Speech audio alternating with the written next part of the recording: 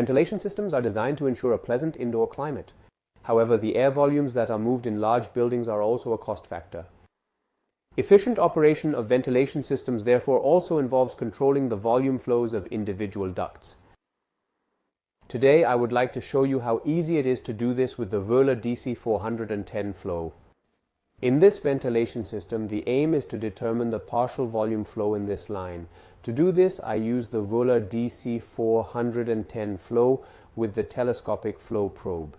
This telescopic flow probe measures the volume flow via the differential pressure, in other words via the dynamic pressure and the flow pressure, and the area, so we move to several measuring points. The device tells me right here on the scale how far I have to push my flow probe in.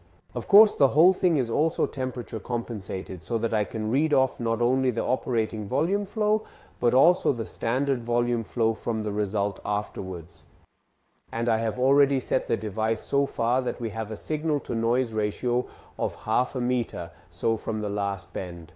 I have also already set up a rectangular channel measuring 300 by 250 millimeters and 3 measuring levels. This is now a rectangular duct, so the trivial method is used, the gravity line method is used for round ducts. Both are now possible with the DC 410 flow. So the device is ready. I have already zeroed the pressure and can now turn my attention to the first measuring point. The position of the probe tip in the airflow is of course important when positioning the probe. This is of course logical. The position of this probe tip can also be clearly seen here on the probe handle. This means that I can now go here, insert the probe, and then seal my measurement opening here with the foam. And now I can start the measurement straight away. So now I start the grid measurement in the first level. The device shows me that I'm in the first level of 3 and that I should insert the measuring probe at 1.3 centimeters.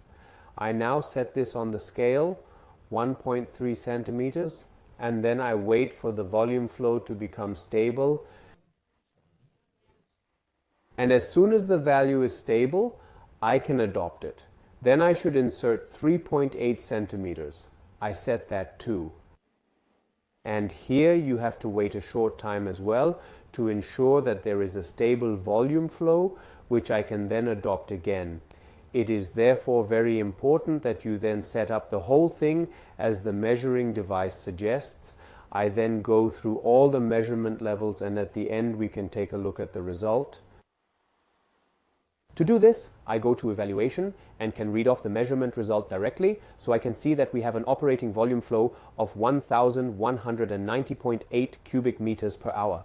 The standard air volume flow would be 1,147.3 cubic meters per hour.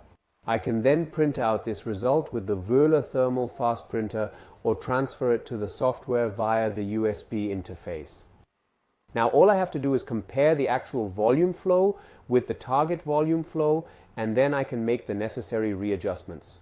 That's how easy it is to measure volume flow in air ducts with the Wöhler DC 410 flow.